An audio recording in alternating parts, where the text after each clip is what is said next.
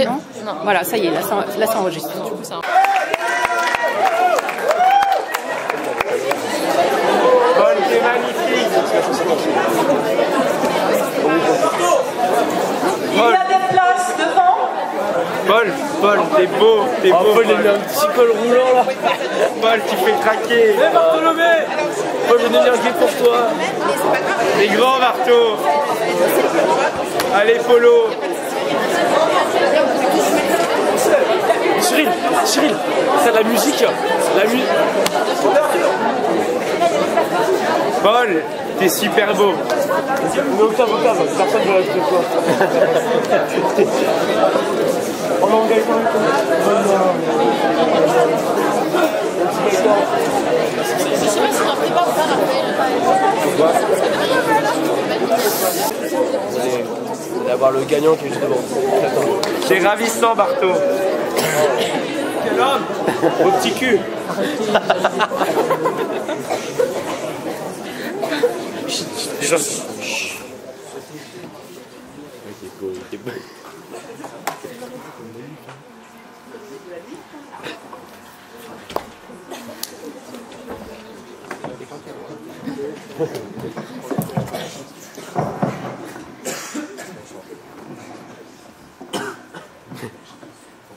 Cher jury, chère audience, si aujourd'hui, du haut de mes 17 ans, étant un peu perdu mais assurément grand, je me présente devant vous pour m'émerveiller.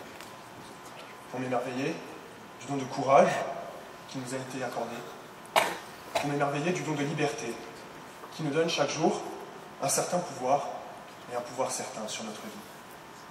C'est aussi pour m'émerveiller du don de volonté qui, par exemple, à 10 jours de ce concours, m'a permis d'écrire ces quelques lignes. En fin de compte, je me présente aujourd'hui devant vous pour m'émerveiller de la jeunesse dont nous sommes tous dotés, compris le jeu. Car la jeunesse n'est pas un âge, mais un état d'esprit. La jeunesse, c'est lorsque nous avons des rêves, des projets, de l'ambition. En outre, c'est ce goût pour l'aventure, plus que pour notre canapé. La jeunesse, c'est cette envie impétueuse de découvrir, d'apprendre, de conquérir. Finalement, la jeunesse, c'est vivre. Car oui, certaines personnes naissent, non pas avec la pauvre idée, mais avec un esprit essoufflé d'ambition. Certaines personnes ne vivent jamais, mais subissent simplement leur existence. Elles prennent la vie telle qu'elle est, au lieu de la façonner à leur image, de la sculpter selon leur idéal. Or la jeunesse, ce cadeau inestimable, inégalable, est la porte d'une multitude de futurs incomparables.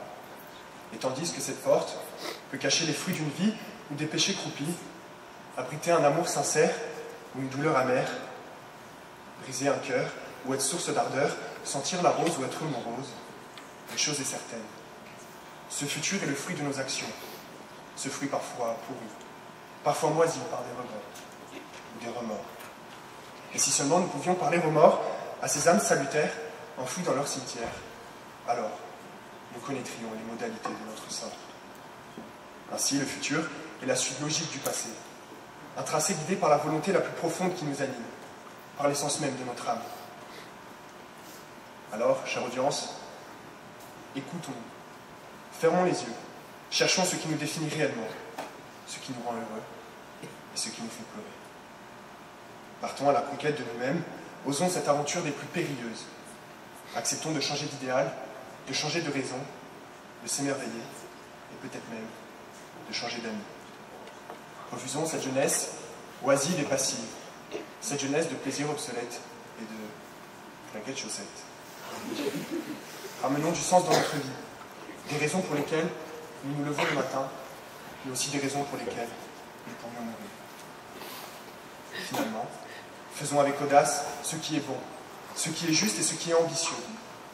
Combattons pour ces vertus, et ainsi, par notre jeunesse, conquérons notre futur. Merci.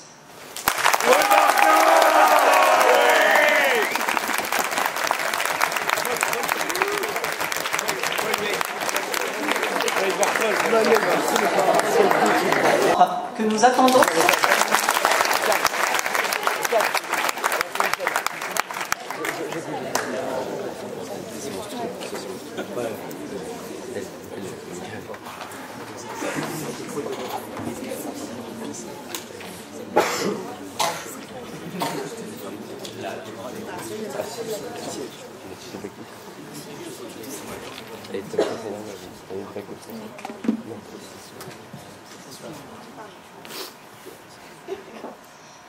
Cher jury, chère audience, hier, 91 personnes sont mortes par homicide volontaire. 91. C'est en effet la moyenne du nombre de meurtres au monde par jour. 91. Et il en sera de même aujourd'hui, et demain, et le jour d'après, et dans un mois. Et toute cette violence est provoquée par un monde, ou plutôt par notre incapacité à cerner ce dernier.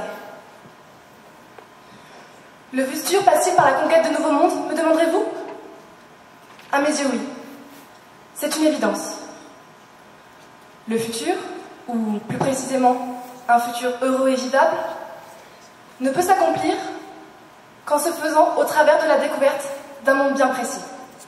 Et je ne vous parle pas d'un espace physique, d'un monde matériel. Non. Je vous parle d'un monde plus abstrait, plus spirituel. Un monde essentiel, omniprésent, et qui nous est pourtant bien trop inconnu. Un monde qui peut nous apprendre tant de choses, mais qui nous effraie inlassablement. Un monde que nous apprenons tous de découvrir, car il échappe totalement à notre contrôle. Mesdames et messieurs, je vous parle de ce monde que représente l'autre. L'autre. Un mot à lui seul déroutant. Suffisant à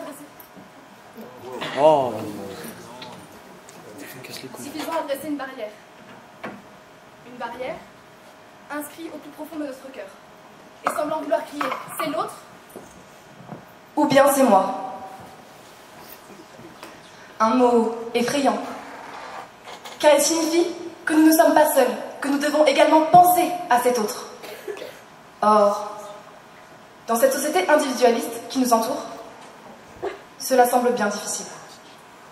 Après tout, comment apprendre à connaître cet autre quand nous sommes déjà obnubilés par nos propres problèmes, par notre vie déjà assez stressante? Et c'est justement ici que se trouve notre erreur, mesdames et messieurs. Cette erreur qui nous empêche d'avancer, d'évoluer. Cette erreur qui nous empêche d'accéder à un futur qui nous sera heureux et favorable, qui le sera à nos enfants.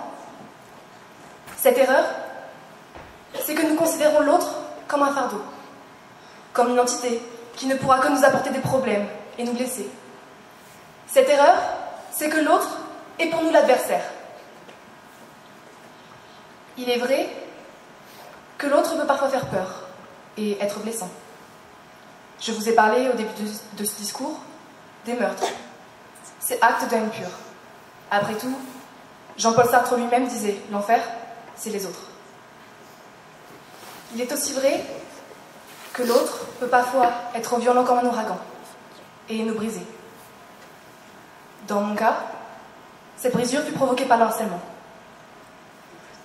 Mais malgré la douleur sourde, toujours enfouie sous la peau en apparence cicatrisée, il ne faut pas haïr l'autre et reproduire ses erreurs. Car l'autre est loin d'être un monstre dont il faut se venger.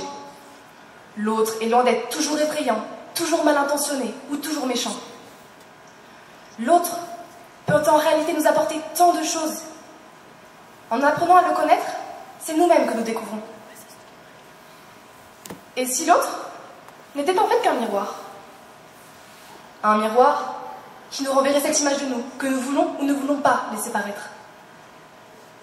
Un miroir qui nous permettrait de nous améliorer, en nous mettant face à cette part de nous que nous préférions intentionnellement éviter, en prétendant qu'elle n'existe pas. De plus, découvrir l'autre est essentiel. Nous sommes désormais 8 milliards sur cette planète. Savez-vous ce que cela signifie? Qu'il y a près de 8 milliards de mondes tournoyant aujourd'hui autour de nous. 8 milliards de mondes forcés de vivre ensemble, mais qui, malgré tout, s'évitent. Cependant, il est difficile d'échapper à une chose omniprésente. Ne pensez-vous pas? C'est pourquoi je pense qu'il est nécessaire, non, qu'il est essentiel, pour accéder au futur, d'apprendre à découvrir cet autre monde qu'est l'autre. Essentiel de réapprendre la philosophie du après vous d'Emmanuel Lévinas, consistant à faire passer l'autre en premier. Essentiel de réapprendre à lire dans les sourires, tout comme dans les larmes. Essentiel de savoir lire derrière les mots et de s'exprimer par les regards. Essentiel de comprendre les silences, les non-dits. Autant qu'il est important de comprendre les paroles venant du cœur. Et puis, je ne sais pas ce que vous en pensez, vous, mais moi, l'avenir m'effraie. Grandir dans un monde politiquement et écologiquement instable m'effraie. Le changement qu'apporte nécessairement le futur m'effraie. Malgré tout, en réalité, je suis apaisée par une certitude. La certitude que, dans l'angoisse de l'avenir, l'autre sera une bouée de sauvetage. Pour moi, comme pour vous. Mesdames et messieurs, j'aimerais finir ce temps de parole que vous m'accordez sur un extrait du discours de Kim Nam-joon à l'ONU. Je veux vous demander à tous, quel est ton nom? Qu'est-ce qui te fait vibrer et fait battre ton cœur? Raconte-moi ton histoire. Je veux entendre ta voix et je veux entendre tes convictions. Mesdames et messieurs, à mon tour, moi aussi, j'aimerais vous demander, quel est votre nom? Merci.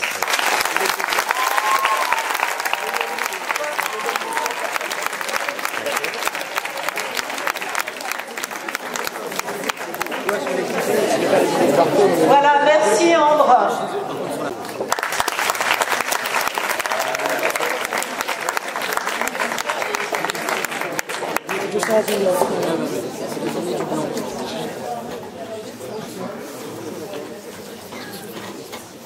Alors là, je vais tout de suite.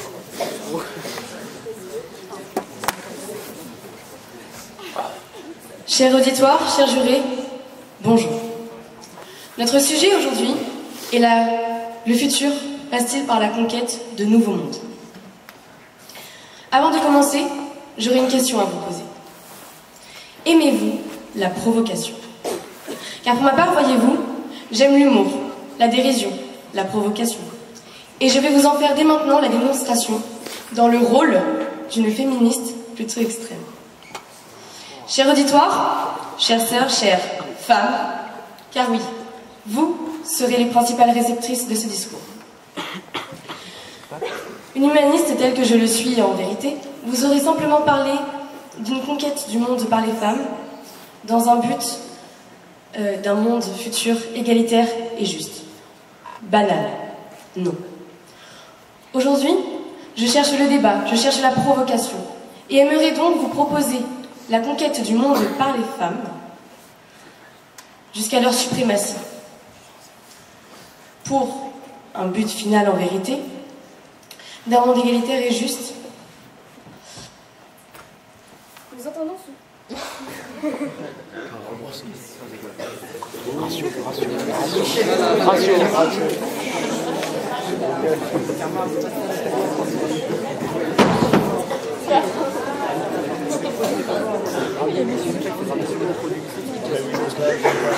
Allô. Ah ouais.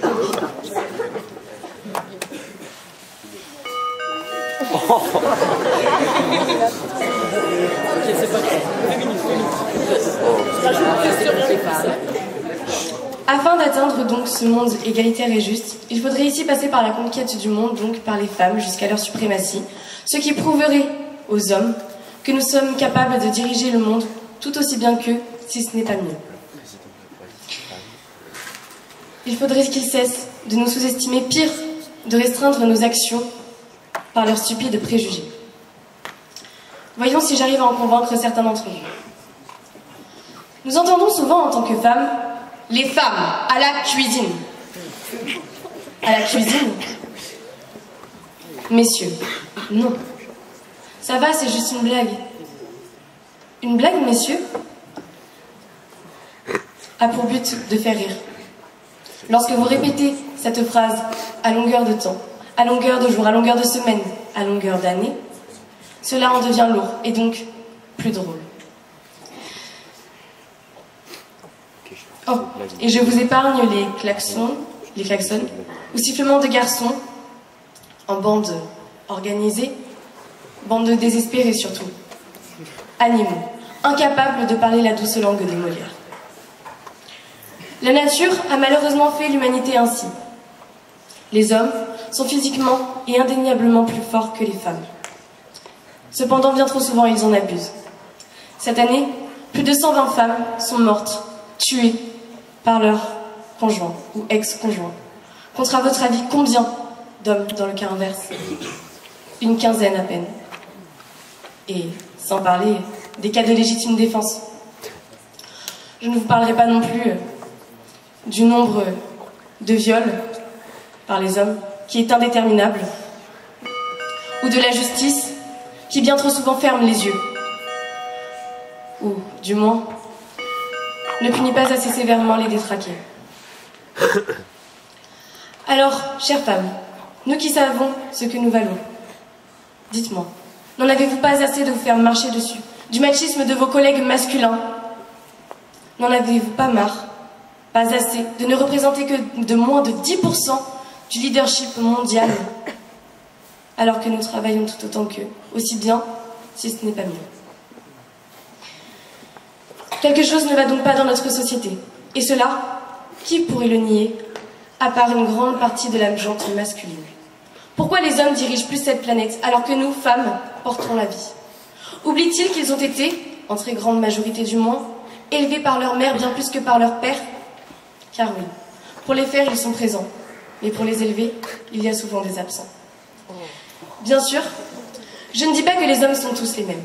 Je dis simplement que si nous voulons réellement changer le cours des choses, et changer les rôles pendant un temps, ne serait peut-être pas une si mauvaise idée, dans la perspective de ce but final, un monde futur où toutes et tous seront égaux en droit.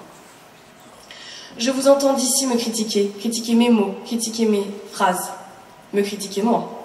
Cependant, n'êtes-vous pas resté attentif tout du long de mon discours? Donc, chers semblables, je vous appelle en ce jour à conquérir le monde pour ce monde nouveau, ce monde du futur, où l'homme devra passer par la place où il mérite d'être. Je veux dire par là, à une place inférieure aux femmes. À la place, une place inférieure. À la place... Au même niveau que l'animal que certains sont au plus profond d'eux. Ce qui seul leur fera comprendre ce qu'ils nous ont fait endurer tout au long de l'histoire. Lorsqu'ils se seront enfin tous rendus à l'évidence que nous sommes, en tant que femmes, des êtres aussi compétents qu'eux, alors nous pourrons envisager de rétablir la balance.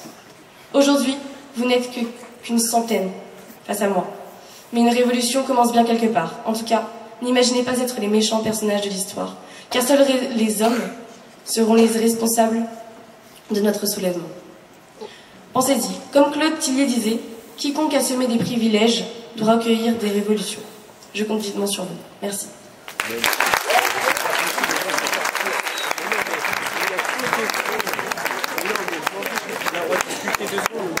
Inférieurs. Alors, il y a une inégalité, par contre, derrière, les hommes doivent être inférieurs. Ah ouais. Montez sur scène maintenant. Jonathan.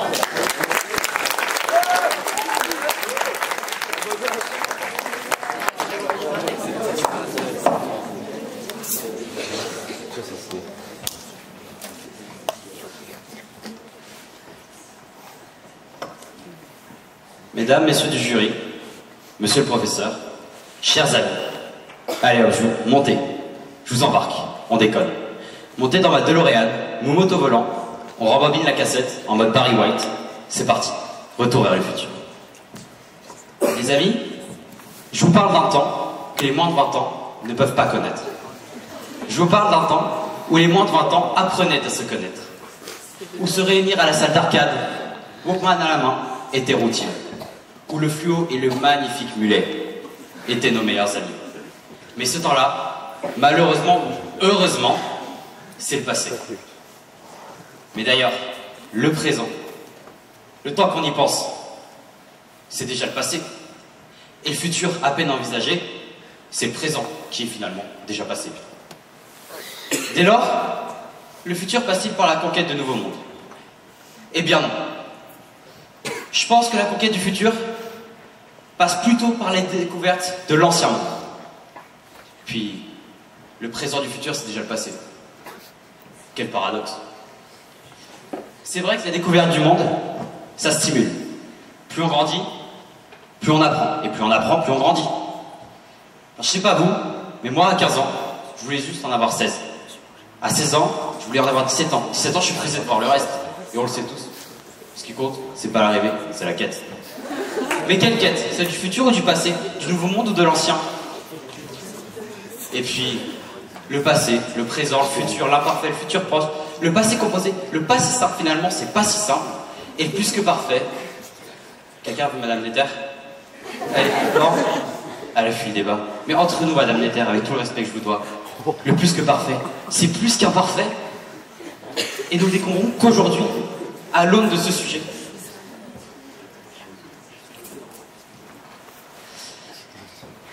encore eût-il fallu que je susse que cela exista, si je puis dire. Mais maintenant, si j'aurais su, j'aurais pas mis. Maintenant que je suis là, allez, on remonte dans ma caisse. Mon moto-volant, allons découvrir le nouveau monde. Attendez, je retire ma cassette, on met la face B en mode I am. Et c'est parti. Bon, si vous avez tous suivi jusque-là, le présent du futur, c'est déjà le passé. Alors on est tous en plein paradoxe temporel.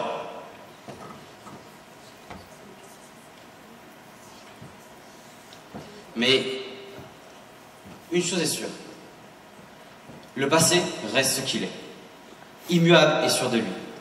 Il te regarde, t'éloigner, les larmes aux yeux, gardant ton fardeau entre de bonnes mains. Qu'il soit heureux ou douloureux, saugrenu et farfelu, il te dit de ne rien regretter et d'avancer. Le présent, quant à lui, aussi éphémère qu'il soit, c'est un vrai cadeau du ciel, où chaque seconde tisse la trame de ta vie. Le futur, en ce sens, devient pour l'homme une promesse de nouveauté et d'inconnu, la quête d'une identité nouvelle. Il est donc livré à tous les imaginaires possibles lorsqu'il se projette dans l'avenir. Et c'est là que j'interviens, oui, moi, en vous disant que le futur ne passe pas par la conquête du nouveau monde, mais que le futur passe par la conquête des temps anciens. Moi je dis et j'affirme que c'est la compréhension de notre passé qui permet la conquête du nouveau monde. En effet, les découvertes scientifiques, jusque-là révolutionnaires, sont au final la découverte de notre passé.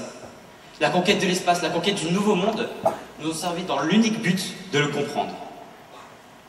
La science nous permet de savoir qui l'on est et d'où l'on vient. La conquête de l'espace nous a permis de plonger au cœur de l'histoire de nos planètes. Et la conquête des nouveaux mondes nous a permis de mieux nous comprendre, nous, les humains, au passé si insouciant qu'il met en danger notre futur. Finalement, aujourd'hui, à cet instant, maintenant quoi, on est le futur d'un présent déjà passé ou le passé d'un futur déjà présent. C'est compliqué, n'est-ce pas?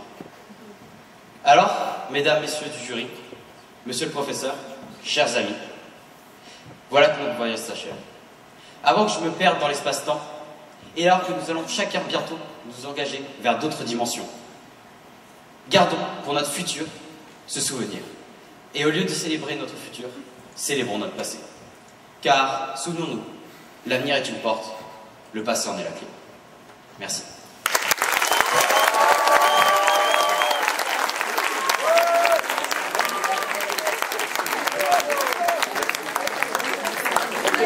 Maintenant, une autre candidate, Zoélie.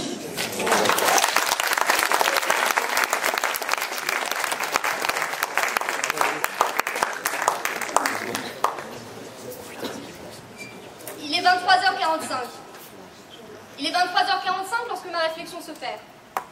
Il est tard, j'ai DSC de philosophie le lendemain, pour le meilleur comme pour le pire, alors je décide d'écrire rapidement, de tout poser sur papier, de me débarrasser de ce texte qui ne demande qu'à être écrit, et mon discours se met alors à danser devant mes yeux. Bon, soyons honnêtes, le monde part en cacahuète. Disons-le nous, c'est le chaos. De l'Iran à la Chine, tout en passant par les États-Unis, c'est tout notre monde qui part en flammes, et l'on est assis là, à regarder. Comme un Marvel au cinéma, lorsque la pauvre ville de New York s'enflamme encore une fois, sauf que là, c'est vrai. Alors d'accord, l'on pourrait se dire qu'en génération abandonnée, oubliée, damnée, Il est encore notre droit de demander plus, de demander mieux. De demander mieux, certes, mais à qui? Car personne ne nous répond. Alors à quoi bon trouver de solutions? À quoi bon patauger dans cette boue que l'on a jusqu'au cou? On pourrait se dire que partir serait mieux, qu'autre chose nous attend autre part, et que c'est à nous de le découvrir. Après tout, personne ne nous y empêche. On nous y encourage même. Merci, Monsieur Musk. Qui ne rêve pas d'un établissement Fénelon Notre-Dame au centre de Mars. Mais finalement, est-ce que le plus beau de l'homme n'est-il pas sa capacité d'améliorer, d'amener beauté là où le mal se glisse, là où les peines s'étalent, avec malice? N'est-il pas dans notre capacité? Non. N'est-il pas dans notre devoir de se pencher sur nos erreurs avant d'abandonner, de chercher avant d'éviter, de résoudre avant de fuir? Et puis il y a peu, sur un coup de tête, en AGGSP, je pensais révolution, je pensais grève, je pensais blocus, pétition, enfin bref. Vous savez, toutes ces idées un peu idiotes que l'on a lorsqu'on est en colère, ou qu'on veut paraître intelligent face à un ami à 3 h du matin. Sauf que là, face à ces idées quelque peu saugrenues, j'ai reçu un soutien sans borne, de la part de tout camarade. Après tout, qui ne veut pas commencer une révolution? Et alors je me dis que tout n'est pas perdu. Je me dis que le monde du futur, il est là, juste devant nous, et que nous sommes capables de faire mieux. Alors évidemment, je ne vous encourage pas à prendre des fourches et défiler sur place de Verdun en criant « À bas la République et l'éducation nationale !» tout en revendiquant la tête du gouvernement sur une guillotine. Non. Là, vous allez passer pour des fous. Mais il faut bien une révolution. Une révolution qui passerait par nous. Une révolution pour notre monde, pas celui qu'il voudrait nous léguer. Je ne veux pas d'autre monde, je veux celui-là. C'est peut-être égoïste, mais tant pis. Il est à nous. Le monde du futur n'est pas autre part. Il ne passe pas par la conquête d'autres mondes et d'autres espaces, quels qu'ils soient. Il n'est pas dans les poches des milliardaires, ni dans les sacs des politiciens et des dictateurs. Le monde du futur, il est là. Le monde du futur, il se lit dans les yeux de notre génération.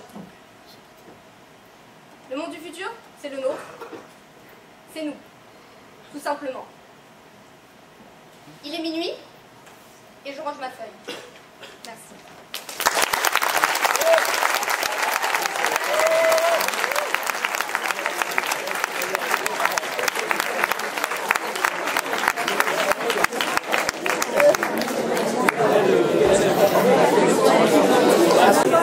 Boris. Les votes sont terminés. Maintenant le silence. De nouveau, nous écoutons Camille. Ça va?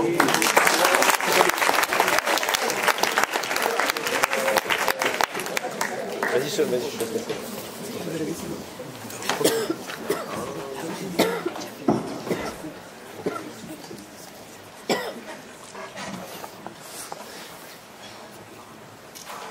Bonjour à tous. En entendant le sujet de ce concours au début de l'année, j'étais un peu perdue. Fallait-il vraiment que je fasse une dissertation de géopo sur scène, devant tous ces regards braqués sur moi? C'était le flou complet, total. Mais lors d'un de mes longs cours de droit, Monsieur Mahamoros m'a, sans faire exprès, ouvert les yeux. On était en train de regarder une vidéo d'une dame qui se combattait contre la maltraitance des personnes âgées dans les EHPAD. J'étais stupéfaite par ce qu'elle disait, ce qu'elle décrivait. Ces atrocités, elles étaient réelles, on le savait tous. Le scandale avait éclaté quelques mois auparavant. Et c'est à ce moment précis que le sujet de ce concours me revint à l'esprit. Le futur passe-t-il par la conquête de nouveaux mondes? Le futur, conquête de nouveaux mondes.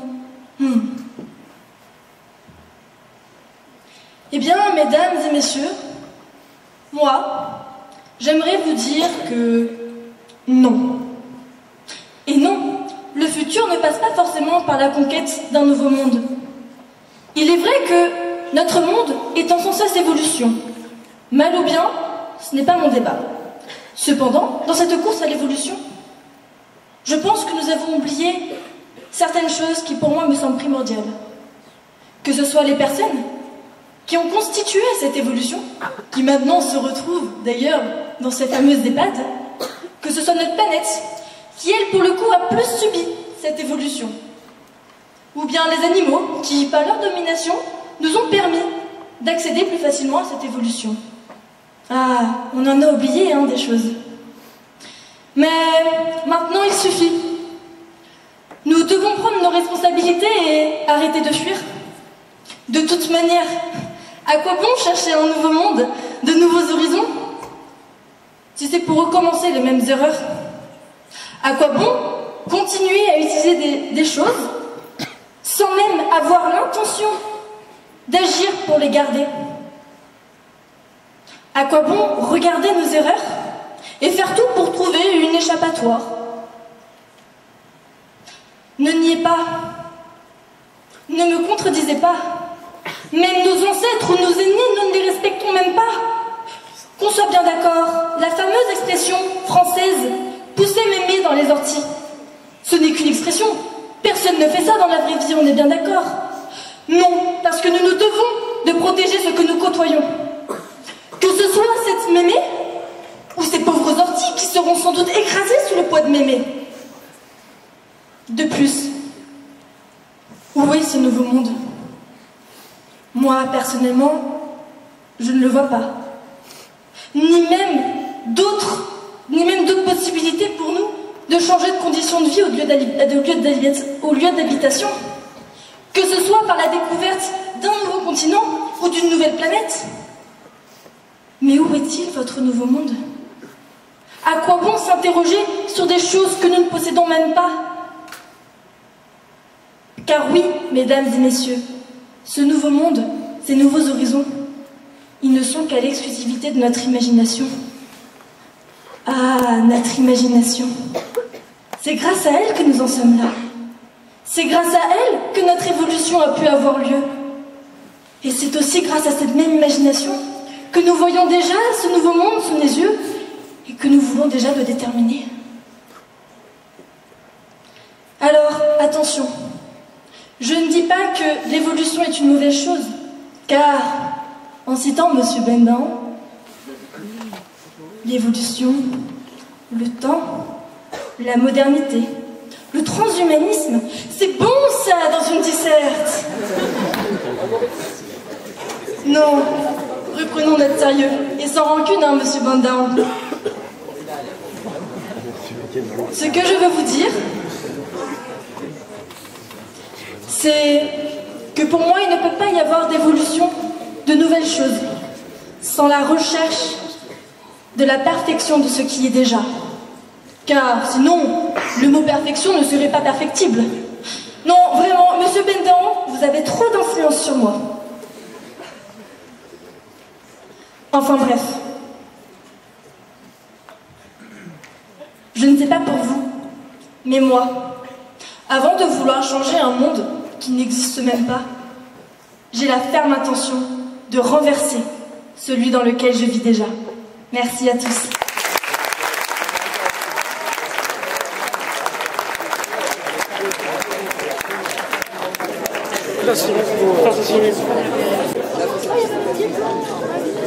Maintenant, Cyril monte sur la scène.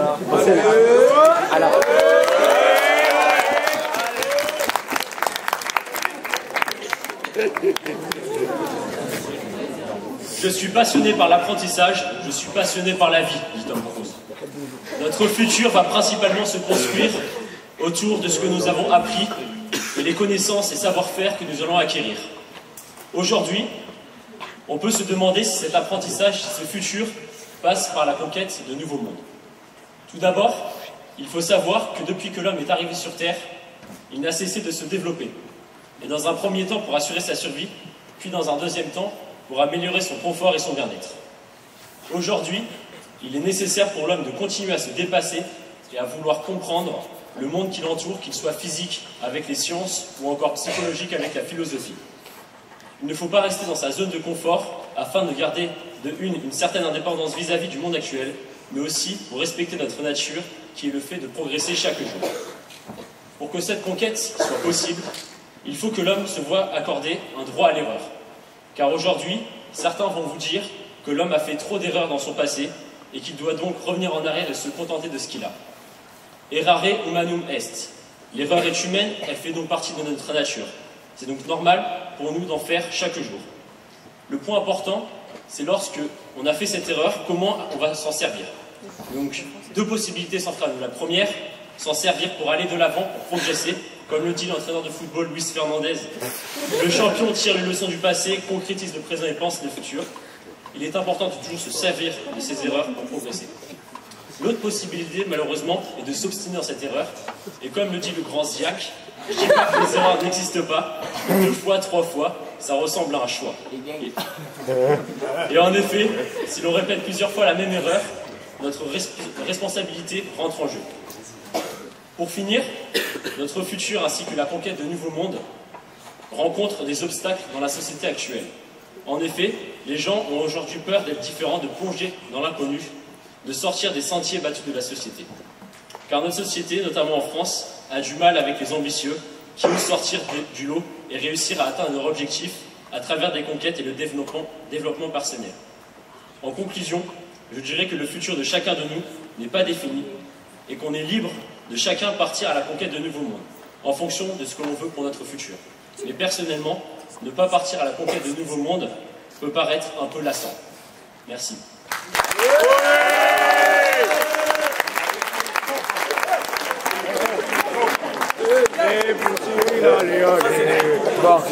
Preuve qui nous révèle beaucoup de surprises. Nous allons écouter très attentivement Arthur.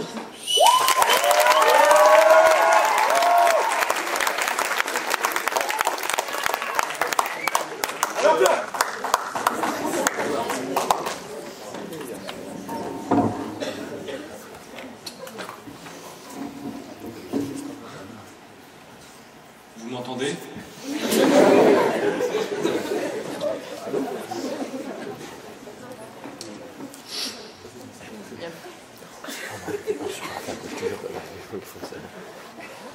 Cher jury, chère audience, je commencerai par une citation de Guy Bedos, célèbre humoriste français qui nous disait, à propos de la mort, « Il faut savoir rire de la mort, mais surtout de celle des autres. » Car oui, je pense qu'aucun d'entre vous ne l'ignore, mais un jour nous allons tous mourir. Tous autant que nous sommes. Un jour nous trépasserons, c'est un fait implacable. C'est dans la logique des choses, c'est inévitable. Mais cela étant dit, le plus tard possible, je l'espère. Depuis des millénaires, la mort tourmente les hommes qui se questionnent sur le devenir de leurs âmes. Où iront-ils une fois décédés? Enfin, je dis ils, mais en réalité c'est nous. Nous tous présents dans cette salle, où irons-nous une fois décédés? Où irons-nous une fois enterrés 6 pieds sous terre? Je vous le demande bien. Voilà une question que bien des hommes se sont posées et se posent toujours. Seulement, ce futur qui est notre futur, à toutes et tous, aussi inexorable soit-il, n'est-il pas en réalité un cadeau, plus qu'un fardeau, une bénédiction, plus qu'une malédiction? Mais ne vous méprenez pas. Je n'en fais pas l'apologie. Et je ne dis pas ça non plus dans l'optique de vous effrayer. Comprenez-moi. En réalité, si nous voyons la mort comme une fin, il est alors logique que nous en ayons peur. Nous sommes mortels et la fin, c'est littéralement notre disparition de la surface de la Terre. Quelque peu effrayant. Cependant, si nous commençons à la voir, cette mort, non pas comme une fin, mais plutôt comme un début d'autre chose. Une porte vers un au-delà meilleur, un point de départ de tous les possibles. Alors, d'un coup, l'idée nous est davantage supportable, vous en conviendrez. Et qui sait, peut-être que la mort, c'est une nouvelle porte. Peut-être qu'après la mort, on vit mieux. Peut-être qu'une fois mort, on découvre de nouvelles choses, on rencontre de nouvelles personnes. D'ailleurs, ce n'est peut-être pas pour rien qu'on la surnomme le grand voyage. Mais à dire vrai, nous n'en savons rien. Non, nous n'en savons rien et nous n'en serons jamais rien. Nous ne pouvons que supposer, penser, imaginer, rêver, mais notre ignorance nous enferme. Mais j'aime à croire que par-delà notre mort se cache un univers dissimulé. Seulement, malgré nos souhaits pour l'avenir, un jour ou l'autre sonnera notre heure. Et la mort viendra de sa froide main nous arracher à notre douce fleur pour nous emmener vers un futur qui s'annonce quelque peu incertain. Soyez-en sûrs. Que vous soyez un jeune impétueux plein de vie ou un vieillard tout rabougri, que vous rouliez sur l'or ou dormiez dehors, de la médaille du mérite au plus grand vandale, du plus grand hypocrite au quidam le plus banal, du pire des lâches au plus honnête, du plus intelligent au plus bête, du politicien véreux au militant vertueux, de l'enfant dans une usine au fou dans un asile, du plus miséreux au plus religieux, du fumeur compulsif au sportif exclusif, du mannequin hollywoodien à la plus laide des catins, du raciste à l'activiste en passant par l'employé de bureau avec sa vie bien rangée, à l'explorateur insatiable qui nous semble parfois dérangé, du Nobel de la paix dans toute sa splendeur au plus grand de tous les dictateurs, des peintres fabuleux aux écrivains talentueux, en passant par les poètes, les acteurs, les musiciens, tous ces artistes sans omettre, les parias, les incompétents, les laissés pour compte, tous ces gens qu'il nous arrive d'oublier, qu'on ignore souvent, qu'on méprise parfois, tout ce monde-là s'en ira.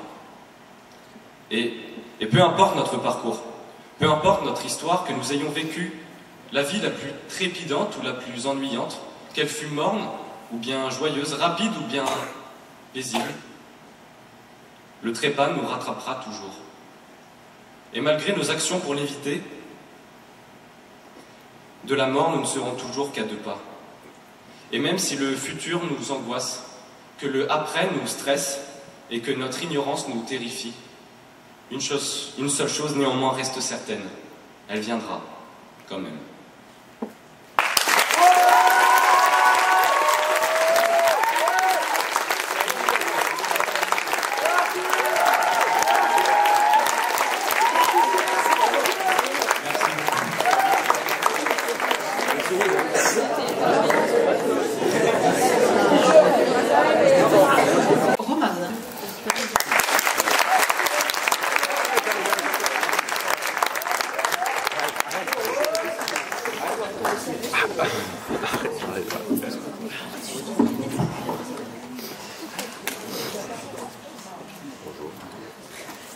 Mesdames et messieurs le public, mesdames et messieurs les jurés, comme le disait Martin Luther King, I had a dream.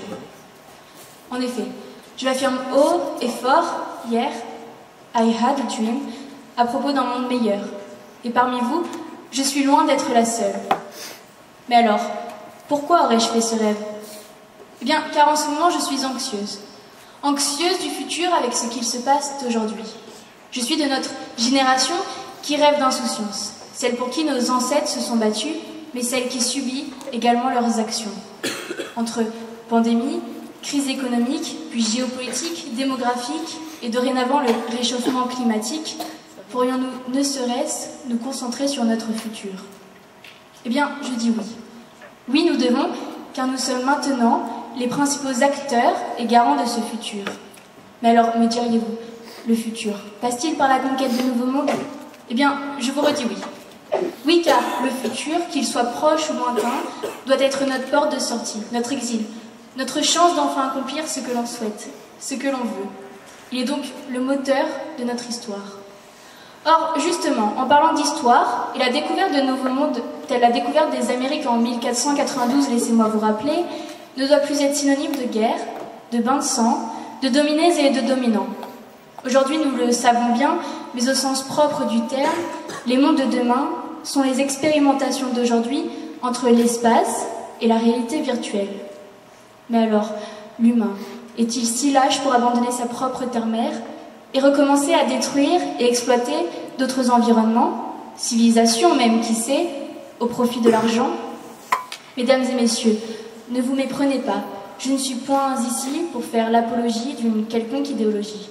Mais admettez-le, cette chose que l'on appelle l'argent nous manipule et asservi les populations, bien plus puissant que la foi.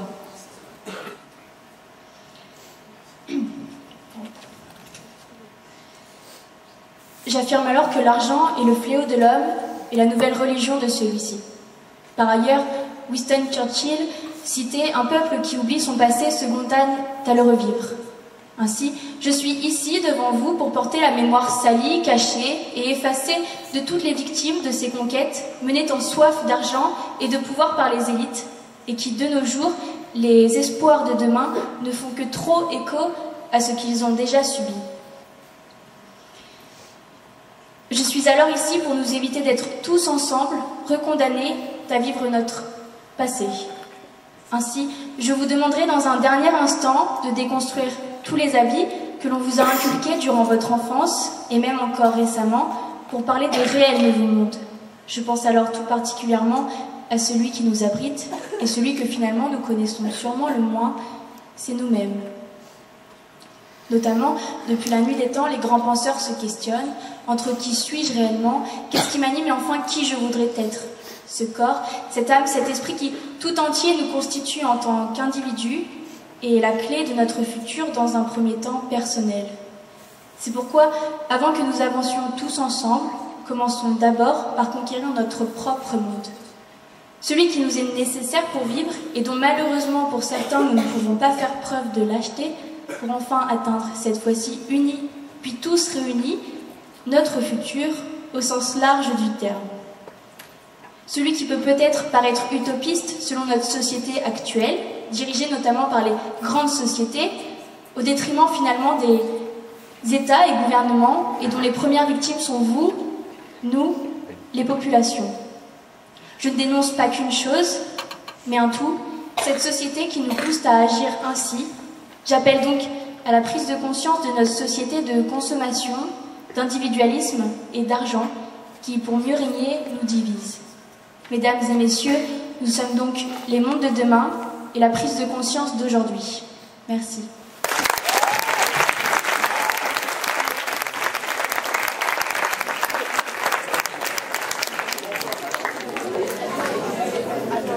Anne Capucine sur la scène.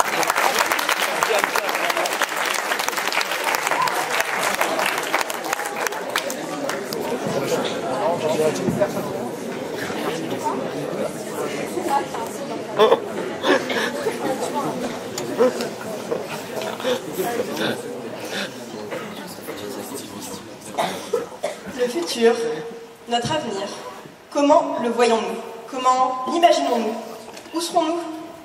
De tout temps, les hommes ont toujours adoré découvrir. Ils partent explorer, ils partent voyager, ils sont curieux, ils veulent tout connaître.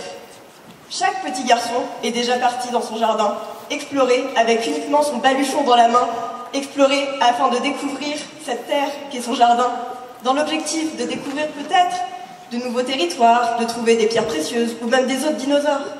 Mais qu'en est-il de l'humanité avec un grand H? Les hommes, la totalité. Est-ce que le futur passe par la conquête de nouveaux mondes? Mais alors, on peut se demander, qu'est-ce qu'un nouveau monde? On peut tout d'abord voir la conquête de nouveaux mondes par la conquête de nouveaux territoires, la conquête de nouveaux continents. L'homme a toujours adoré faire ça. Je pense que vous aussi, vous aimez explorer, découvrir, apprendre de nouvelles choses. Par exemple, on peut prendre la découverte de l'Amérique, la conquête du Grand Ouest, vers de nouveaux horizons, vers des terres arides, inconnues. Personne ne savait ce qu'il y aurait derrière. Donc, ça, l'homme s'est chargé d'aller voir. On peut aussi prendre la conquête de nouveaux territoires pour une envie de pouvoir. On voit actuellement le cas en Ukraine, par exemple, avec un homme qui s'est dit « Tiens, et si on agrandissait mon territoire ?» C'est possible. Les hommes ont toujours aimé faire ça eux aussi. Cependant, on peut aussi imaginer que la conquête de nouveaux mondes n'est pas seulement la conquête de nouveaux territoires continentaux. On peut aussi voir par là la conquête des océans. En effet, les océans sont remplis de richesses. Les océans, c'est un univers qu'on connaît à peine, à vrai dire. On a moins exploré le fond des océans que la surface de la Lune. Donc, qui sait ce qu'on pourrait trouver là-bas? On peut aussi aller encore plus loin et imaginer la conquête de nouveaux mondes comme étant la conquête de l'espace. Quelle Personne n'a jamais rêvé de voler, n'a jamais rêvé d'aller toucher les étoiles là-haut. C'est un rêve. Tout le monde l'a fait au moins une fois. Et ce rêve est devenu réalité. L'homme est allé dans l'espace, l'homme a marché sur la Lune, l'homme envoie des satellites aussi loin que possible. Toujours plus loin, toujours plus haut. Un jour peut-être nous irons sur Mars. C'est possible. Après cela, on peut aussi voir la conquête de nouveaux mondes comme la conquête de mondes virtuels. Il y a encore quelques années, les mondes virtuels n'étaient que de l'imaginaire, que de la science-fiction, des thèmes pour des romans, des livres, des films. On peut voir par exemple tous ces films qui ont été faits dans des mondes virtuels. Ready Player One en est un exemple. Ici, on peut imaginer qu'on pourrait changer de personnalité, on pourrait choisir un nouvel avatar, on pourrait changer sa vie, changer son passé, changer de monde, prendre un pseudonyme. Il y aurait une infinité de choses possibles. Ce serait un monde incroyable à explorer. Un monde inconnu, un monde que personne n'a encore réellement réussi à faire. Mais enfin, je pense qu'il reste un nouveau monde qu'on peut explorer. Le nouveau monde, le dernier monde, étant pour moi le monde intérieur. La conquête de nouveaux mondes intérieurs, la conquête de nouveaux talents, la conquête de nouvelles capacités.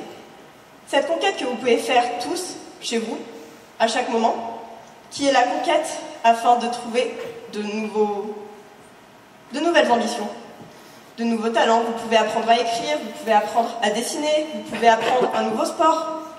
C'est une conquête personnelle, mais ça reste un monde, car à partir du moment où vous l'aurez conquis, il sera à vous. Je pense donc que l'avenir, notre futur, le futur de chacun, passe par la conquête de nouveaux mondes, mais aussi par la conquête de ce monde intérieur, cet esprit, capable de lui-même créer de nouveaux mondes. Qui sait, peut-être qu'un jour, vous serez le prochain à aller dans l'espace. Cultivez vos mondes intérieurs.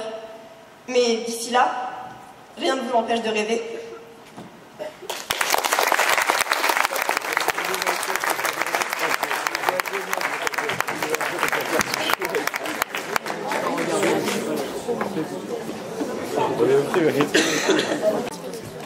Est attendu sur la scène.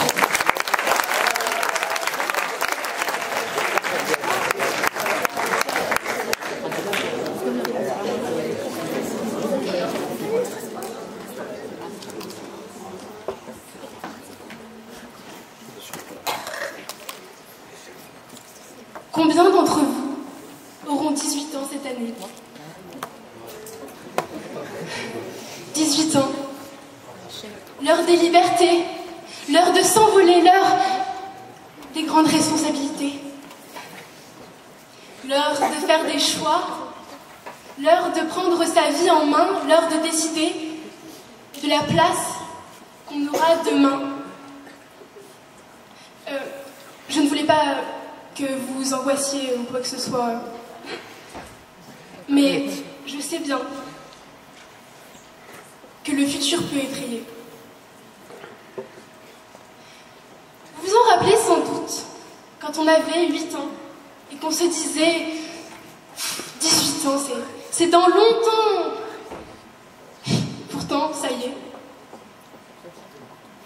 Douce époque. Cette époque aussi où, rappelez-vous, le soir, on nous racontait des histoires. Vous savez, ces récits où les gentils toujours gagnaient. Vous savez, ces récits, ces mondes merveilleux, ces mondes de magie où à la fin, tout le monde est heureux. Vous savez, ces récits que nous avons tous fini par oublier. Quand trop brusquement, nos yeux se sont ouverts sur la réalité. La violence, la lâcheté, la haine, l'orgueil, la peur, l'argent, la destruction, l'égoïsme, la terreur, l'inhumanité humaine, l'inhumanité, la vôtre, la mienne. Mais courage, la vie est trop courte pour rester sous les orages.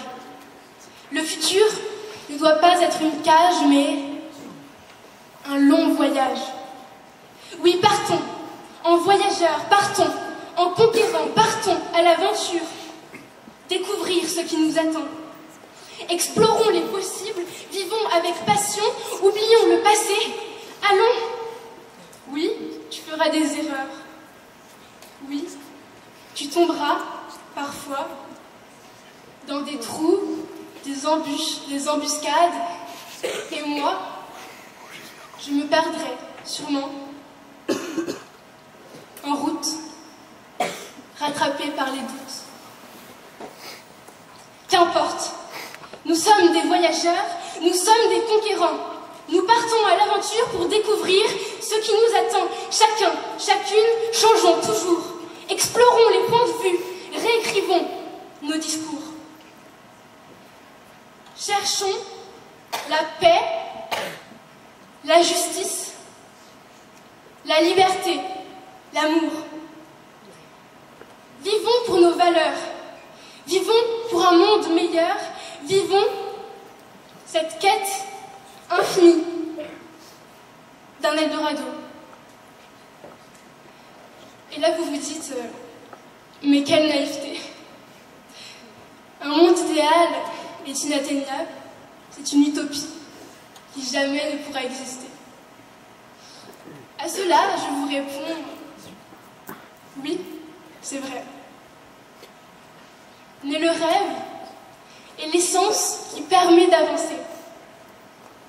Alors continuons de croire au récit que petits, nos proches nous racontaient le soir. Devenons les héros. Oui, devenons les héros de notre propre histoire. Partons en voyageurs, partons en conquérants, partons à l'aventure découvrir ce qui nous attend.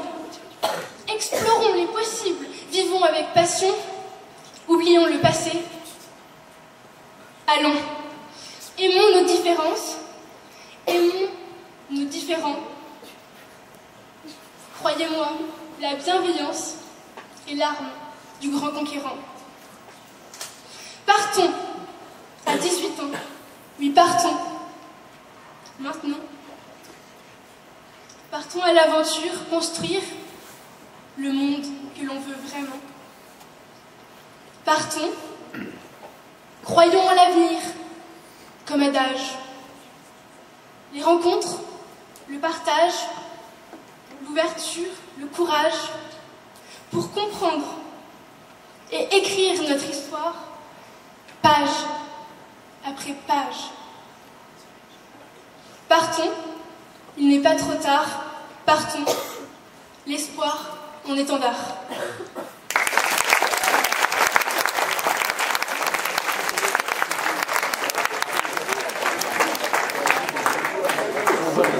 Autre moment important,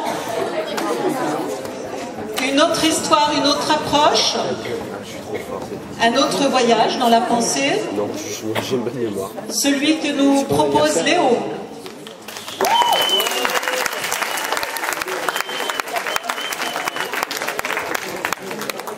Tu connais pas, c'est tout. Non.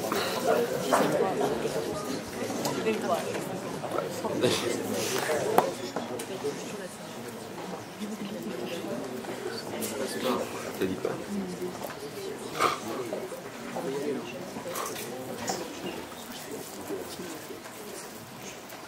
Bonjour tout le monde. Le futur passe-t-il par la conquête de nouveaux mondes? C'est à la fois un sujet simple et complexe, qui m'a coûté nombre d'heures de réflexion simple et complexe. Mais j'ai eu beau me frapper la tête, rien ne sortait. J'ai tapé et tapé et encore tapé, dans l'espoir de déclencher une étincelle. Puis j'ai arrêté parce que ça faisait mal. Alors, j'ai opté pour une option bien plus pacifique, le dictionnaire. Bien que le dictionnaire fait bien plus mal, hein, et là je parle de vécu. J'ai donc ouvert le dictionnaire à la page du mot monde afin d'y trouver source d'inspiration. Et quelle a été ma stupeur lorsque j'ai découvert 17 définitions au mot monde. J'étais découragé, mais ravi. Ravi d'avoir enfin une idée, voire plusieurs. J'ai alors regroupé, selon moi, les 5 définitions les plus importantes de ce qu'est un monde et en quoi sa conquête assure notre futur. Dans un premier temps, je pense que la première définition qui nous vient à l'esprit quand on parle de monde, c'est un ensemble de choses qui forment un domaine à part. De par ma culture geek, j'ai une référence qui me monte tout de suite à l'esprit. C'est The Witcher 3, univers de misère dans lequel une entité extérieure débarque et désire conquérir le monde dans le but de remporter une guerre dans le monde. Ici, la conquête du monde de Geralt de Rive est indispensable à la survie et surtout le futur de la chasse sauvage. Mais c'est une référence que peu d'entre nous ont. Alors, plus généralement parlant et historiquement parlant, et j'adore l'histoire, la conquête de l'Amérique est un magnifique exemple pour ce sujet. Mettez-vous dans le contexte.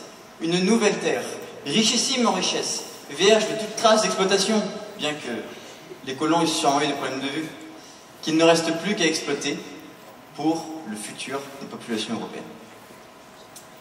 Mais la taille de l'Amérique est relativement petite face à la grandeur du système solaire, la deuxième définition du mot monde.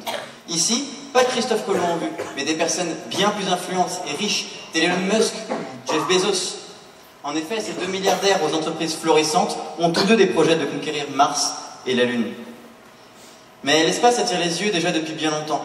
Sans remonter jusqu'à la guerre atlantique, remontons jusqu'à la guerre froide et à la course à l'espace entre États-Unis et URSS, être le premier à marcher sur la Lune, assurer son futur. Mais avant de lever les yeux vers l'espace, les deux grands les ont penchés sur le monde, dans un but de conquête idéologique, de conquête des milieux ou des classes sociales. C'est la troisième définition. Le communisme contre le capitalisme, la désinformation et la propagande. On peut donc parler de conquête politique des milieux apolitiques. Mais cette échelle planétaire peut très bien aussi être une échelle nationale, avec la conquête des idées et des cœurs dans une campagne présidentielle, par exemple, où le but est alors de rallier le maximum de classes sociales à notre cause. Je vais citer un parti politique dont je n'adhère pas forcément aux idéaux, c'est Reconquête, qui a tout de même pour but de faire revivre l'ancienne France pour faire vivre la France du futur. Ce qu'on pourrait appeler du recyclage. Mais ces personnes conquièrent tout de même le cœur de millions de Français. Et en parlant de ces millions de Français, quatrième définition, un nombre donné de personnes. Et oui, même vous pouvez conquérir un monde.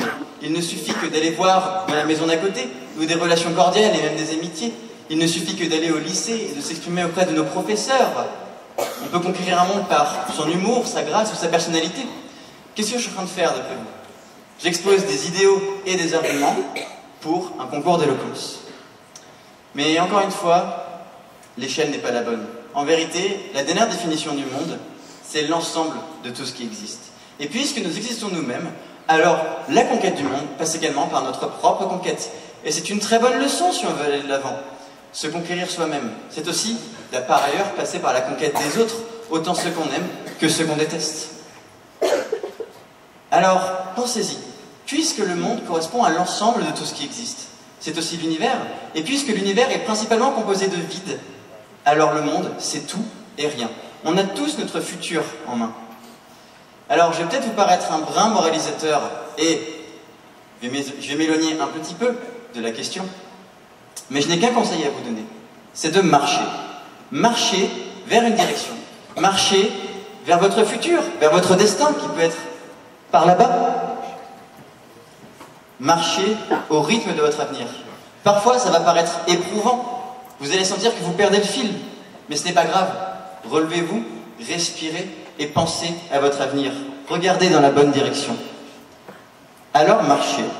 Marchez encore et vous verrez, vous conquérerez le monde.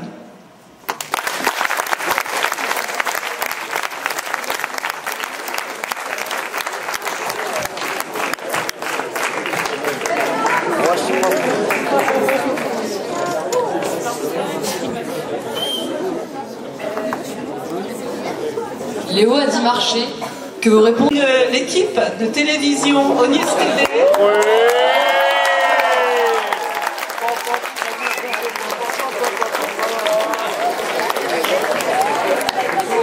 Qui vient s'installer.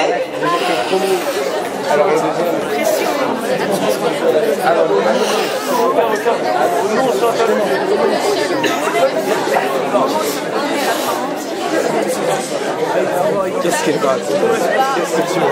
Mais toi, tu m'as raconté n'importe quoi. Mais non, je voulais Non mais c'est vas-y, arrête.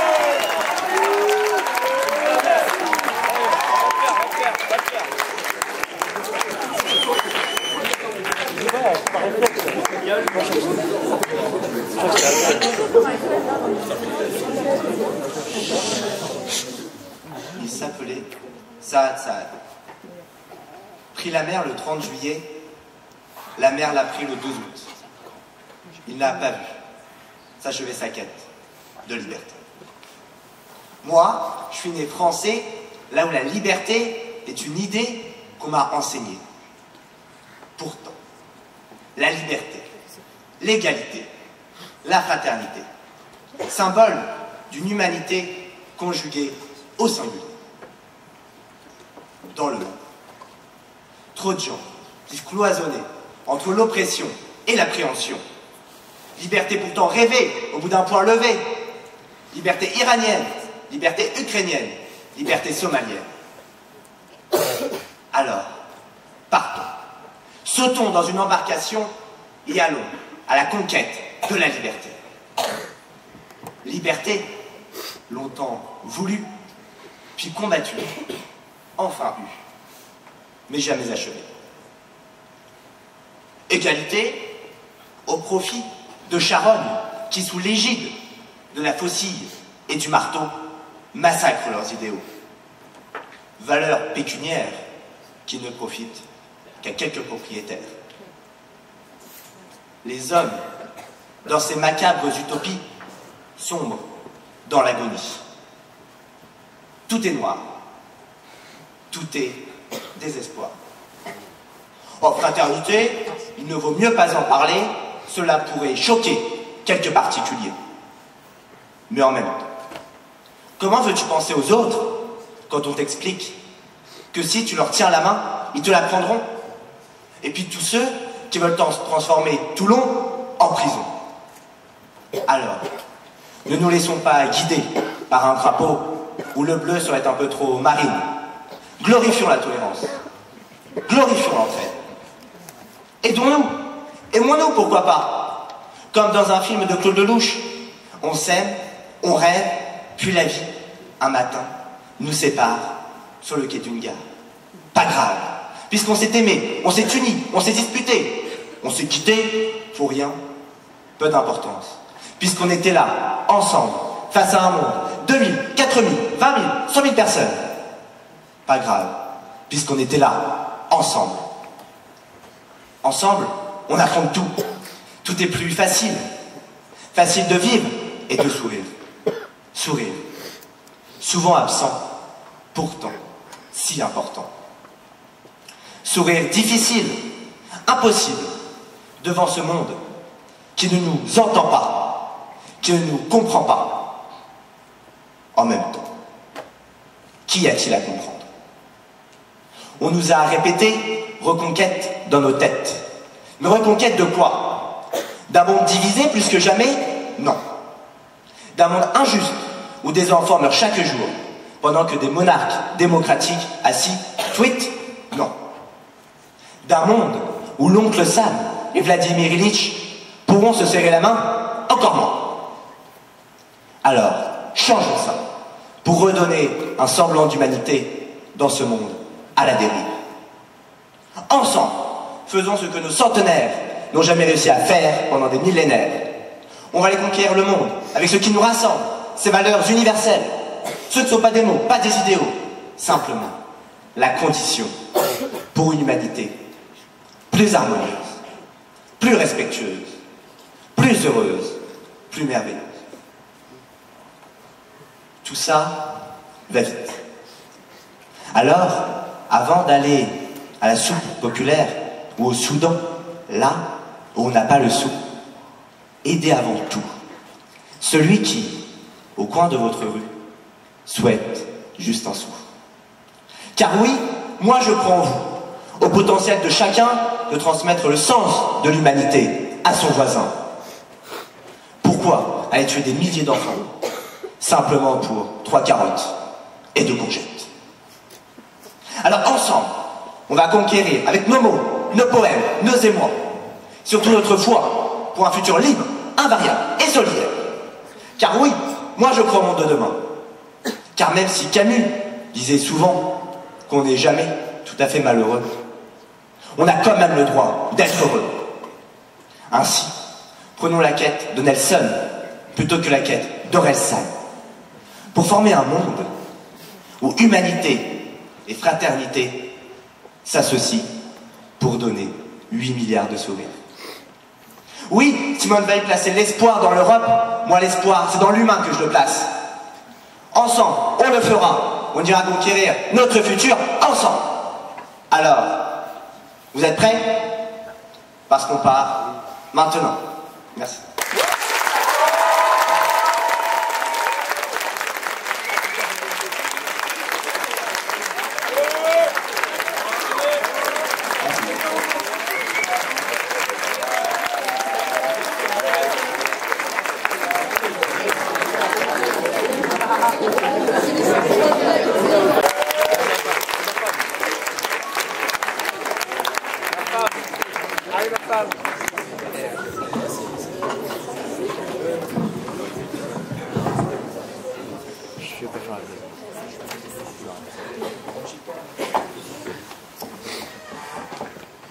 Le futur. Il vous trahit, il vous déçoit, mais le futur, c'est vous, c'est moi. Quand je dis qu'il nous trahit, j'entends par là le fait qu'il ne nous laisse pas choisir ce que nous désirons. Il nous enlève ce que nous aimons et détruit nos rêves.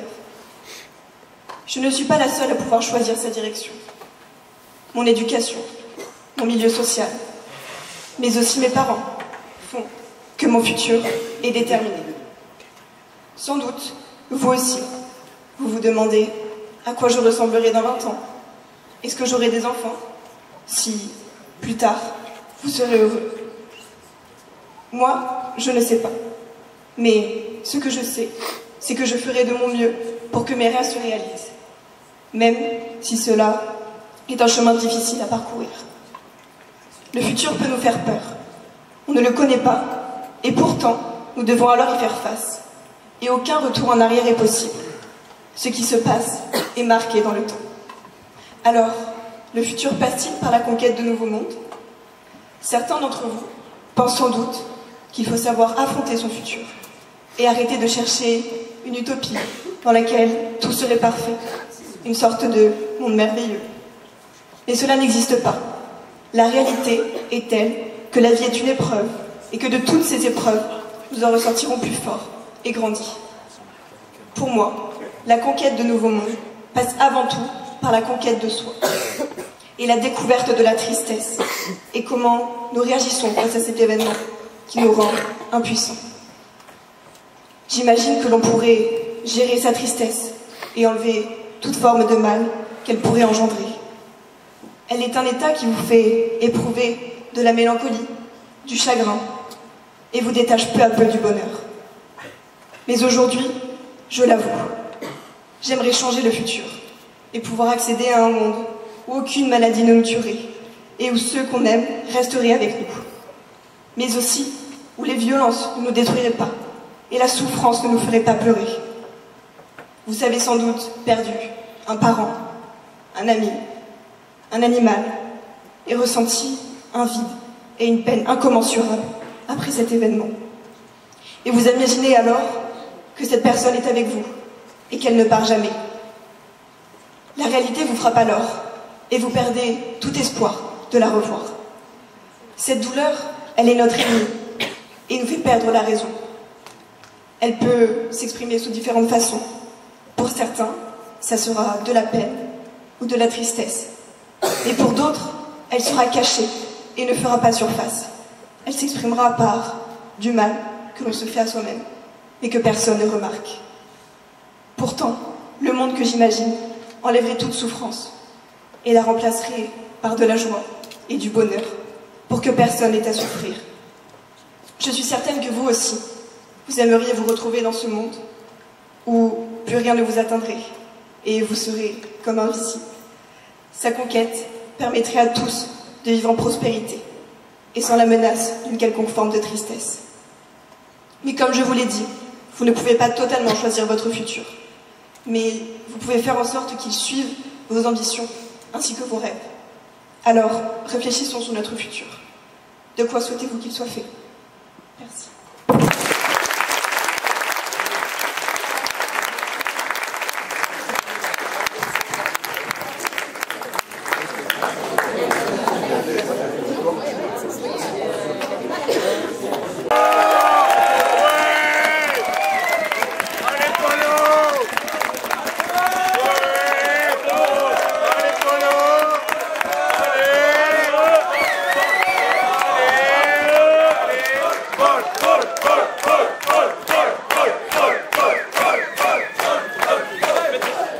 Allez Polo, t'es grand. T'es grand Polo. Quel âme. Allez Polo. Regarde comment il contraste. Voilà. Bonjour à tous, cher jury, chers professeurs, chers amis. Le futur passe-t-il par la conquête du nouveau monde? Le futur. Votre futur, mon futur. Terminal, vous êtes déjà de vieux lycéens, oui. M'avancer sur votre futur, j'ose m'avancer que votre futur a déjà été l'objet de nombreuses réflexions. Du moins, je l'espère pour vous. Cependant, pendant quelques minutes, nous allons dépasser cet horizon individuel et professionnel pour finalement arriver en terre nue. Une terre aux fumerolles clivantes et aux emprunts d'engagement. Mais laissez-moi d'abord vous conter une histoire. Le 6e jour, le jardin d'Éden fut créé. Puis, comme garde et cultivateurs, Adam et Ève y furent placés. Ainsi, la nature et l'homme seraient joints par un lien immanent entre protecteur et présent. Cependant, au sifflement du perfide et tentateur serpent, Adam et Ève, cherchant à se prendre pour Dieu, croquèrent le fruit défendu. Ainsi, dans la Genèse débuta la chute. Mais donc, quel devenir pour l'homme moderne? Quel futur pour notre humanité? Eh bien, aujourd'hui, je vais vous parler d'écologie. Alors, n'ayez crainte, ce ne sera donc pas un exercice de sophisme, et nous ne traiterons pas de préciosité. Chers lycéens, dans l'ordre logique des choses, nous sommes la génération de demain. Et cela rend difficilement intelligible le fait que notre surlendemain risque d'être des plus ardus. Qu'est-ce qui est bon le temps où vous pouvez encore vivre la veille pour le lendemain, réviser la veille pour le lendemain. Cette pomme, représentante du péché d'excès de l'homme, pour beaucoup correspondrait au modèle qui briserait le lien entre l'homme et la nature. Capitalisme, libéralisme et profit en tête de proue. En effet, si pour vous le salut de l'homme passe par la conquête de nouveaux mondes, la conquête de Mars, de Vénus, une course interétatique à l'espace, comme il l'a déjà eu dans les années 80, une abondance immorale, ou bien même la découverte et la conquête de nouveaux marchés. Pour moi, l'homme ne doit pas s'apparenter à un artiste cherchant à apposer sa signature sur la Terre afin de marquer la postérité. À quoi bon? Nous sommes bien seuls dans ce coin d'univers. Peut-être est-ce une preuve de jeunesse, d'innocence ou de curiosité que de ne vouloir découvrir ce qui existe avant que celui-ci ne disparaisse, me dissociant ainsi de l'aigrissement de l'homme ayant déjà tout vu, tout vécu, et dont le seul frisson ne se ferait qu'au travers de l'altération du vivant. En effet, l'être prométhéen décrit par Platon est désormais également épiméthéen, irraisonnable, au geste sans acte, réfléchissant après coup, à la fois victime et acteur de sa chute. Quand l'innovation humaine est en partie embrigadée par quelques excentriques milliardaires, se disant éclairés, illuminés, mais affichant pourtant l'étendard de leur obscurantisme du Bourget à Orly. Je ne peux qu'être rebuté qu'on me dise que le futur passera par des voitures mises en orbite autour de la Terre. Citant Zoïli, merci Monsieur Musk. Ainsi, ce sera bien à vous de renverser le sens du courant. Finalement, ces quelques minutes ne devaient être qu'un passage au concours d'éloquence. Celles-ci dérivèrent en tribune, je vous l'accorde, pour finalement s'amarrer dans le journal d'un simple lycéen, où celui-ci n'y a relaté que de la plus simple et intime des manières, ses angoisses, ses doutes. Merci de m'avoir écouté et bon vent à vous.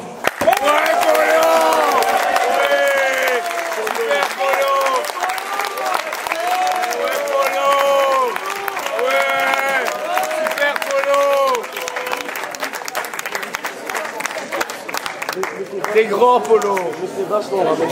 Clôturer les candidats.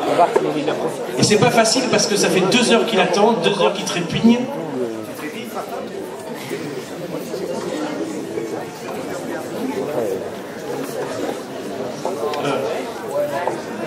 On accueille maintenant Martin.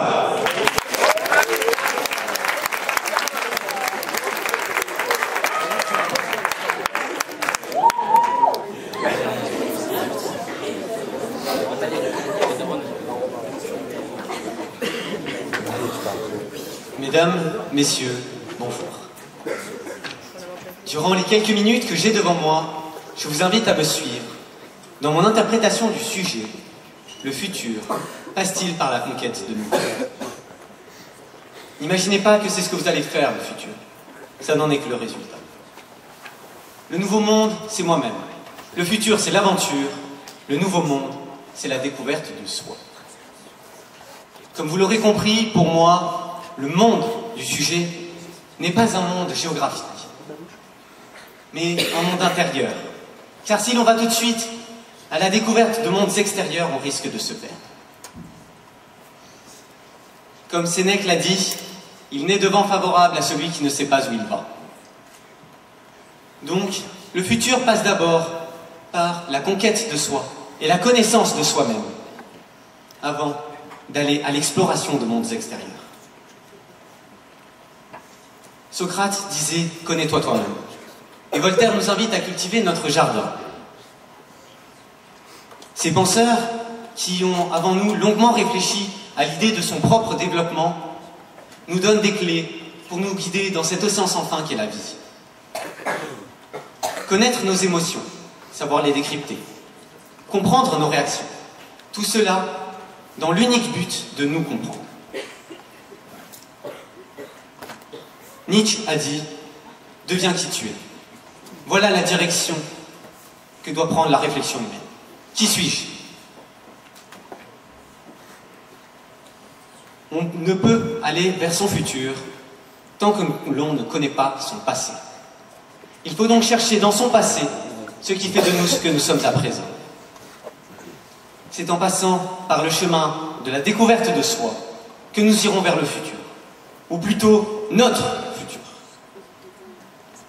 Ce chemin dont je vous parle, c'est le chemin de toute une vie. Je ne peux ni vous dire quand vous arriverez, ni vous dire quand j'arriverai moi-même.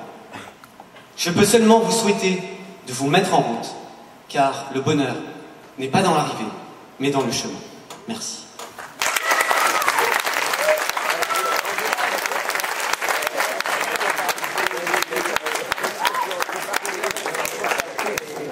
C'est déjà clair. Ah oui, c'est ça. Ah non, il y aura juste votre place. Oui, mais là, il n'y aura pas plus. C'est parti une autre.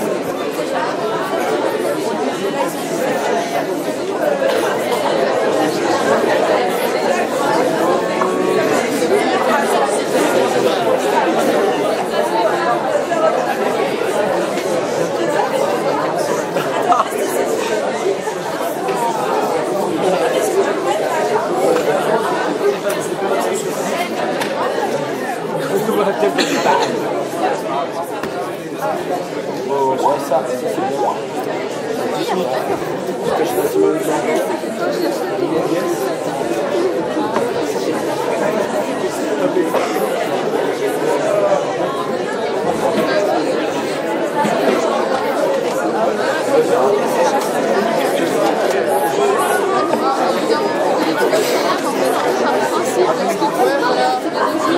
Moi aussi, c'est la même.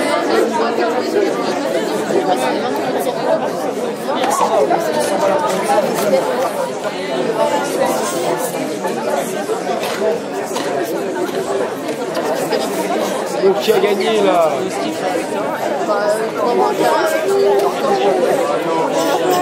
Zoélie, après c'est Bartom.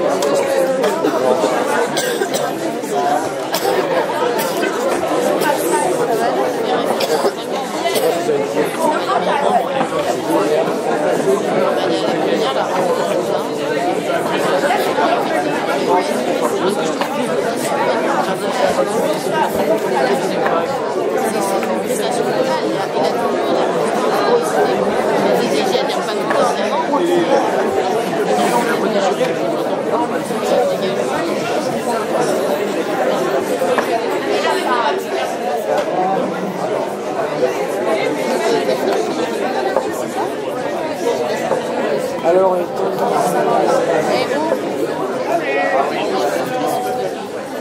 voilà le moment fatidique de la remise des prix. Donc revenez tous dans la salle. Alors je vais passer le micro à Asia 2 minutes. Pas une seconde, 2 minutes.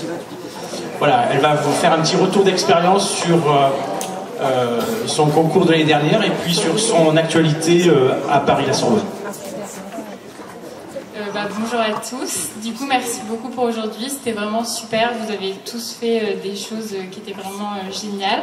Il y en a que j'ai préféré, j'avoue. Mais c'était vraiment tout super bien. Il y avait beaucoup de sujets qui étaient traités et c'était fait d'une façon qui était très agréable à regarder. En tout cas, j'espère que vous avez profité aussi, même si je sais que ça peut être un peu stressant parfois. Mais c'est vraiment que du positif pour vous. Déjà, je pense que vous avez pu tirer plein de choses de cette journée, mais dans le futur, ça vous servira, que ce soit pour votre expérience personnelle ou pour plus tard dans la suite de vos études. Même d'ailleurs, on va pas se mentir, pour Parcoursup, je vous conseille de mettre le plus de choses possible. N'hésitez pas vraiment à faire toutes les expériences comme ça que le lycée vous propose, et le concours d'éloquence, c'est vraiment un plus. Moi, je sais que je l'ai vachement senti quand vous faites des formations sélectives ou des choses comme ça. Sachez que c'est vraiment top d'avoir tout ça. Donc en tout cas, je vous souhaite plein de réussite et c'était vraiment super. Et merci beaucoup.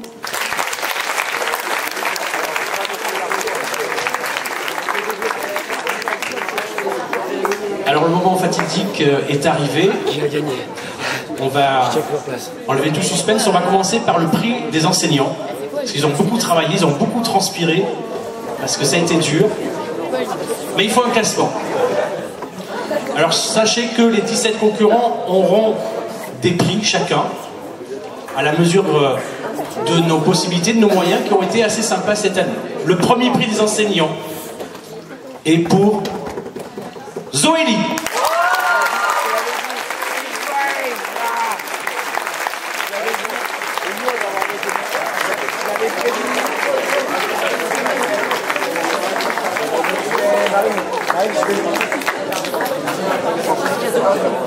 Deuxième prix, Ambre.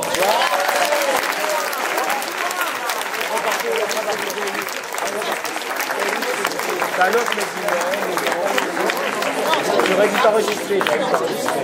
Moi c'est partout. Et j'ai pas dit de partout. Il n'y a pas de troisième prix, il y a 2 troisièmes prix. 2 ex-aequo.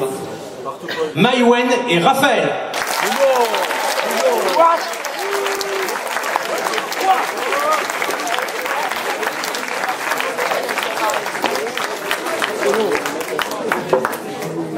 Non, il faut revoir les votes. Il faut revoir les jeux. Alors comme il y a 2 troisièmes prix, il n'y a pas de 4e prix.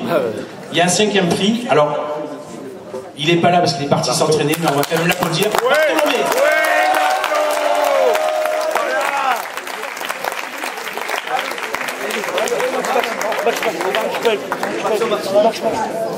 Et il y a 2 6e prix. Paul. Ils avaient un gros fan club tous les deux. Oh, Paul. Nathan et Paul.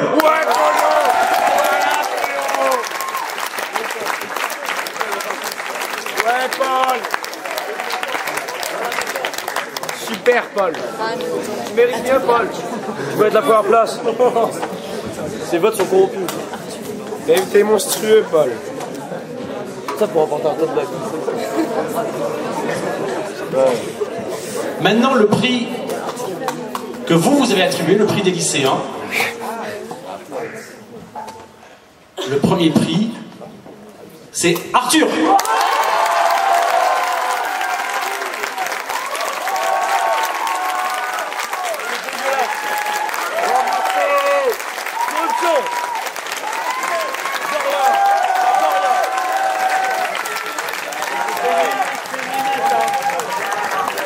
Merci pour lui. Alors ici, chez nous, on a droit au cumul. Et le deuxième prix des élèves, c'est Raphaël.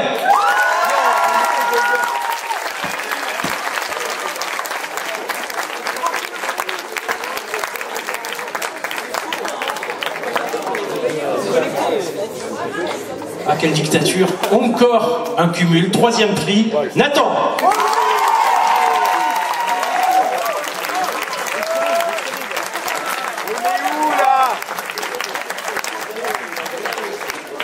Quatrième prix, et c'est bien que ce soit une fille parce que des garçons c'est bien, mais Zoélie.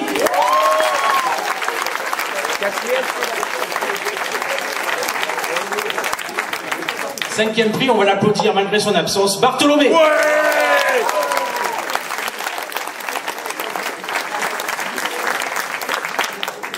6e prix, elle est déjà sur scène, Ambre.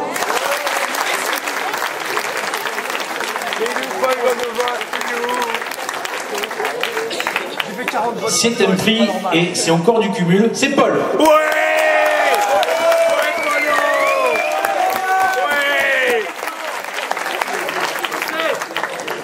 Stop au cumul, 8e prix, Romane.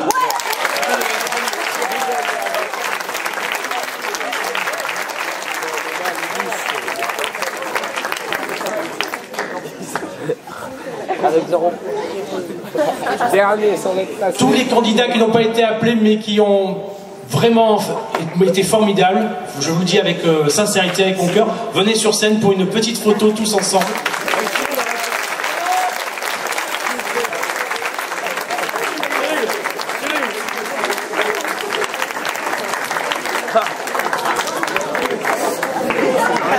Cyril. Ouais, Cyril. Bravo, Cyril. Ouais, Cyril. Alors on vous remettra à chacun et à chacune une place de cinéma, tout le monde. Il y a le certificat de la participation qui est sur Parcoursup, pardon. La suite c'est ce soir. Et il nous reste quelques prix qu'on va distribuer aux autres candidats qui étaient là, qui ont été super. Voilà. Et le premier prix, franchement, ce serait de leur donner un tonnerre d'applaudissements. Ouais, Polo. Super, Paul. Émotionné, Paul.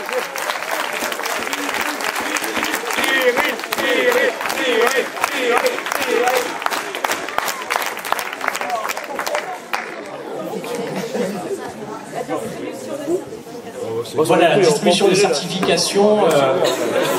Adia vous en a parlé tout à l'heure. C'est super important. Voilà. Merci de votre présence. Merci beaucoup. Sachez que demain il y a encore une journée de cours. Hein. Ah ouais, bah c'est ça, c'est la bonne nouvelle. Et bon courage aux enseignants qui sont en conseil de classe. Merci.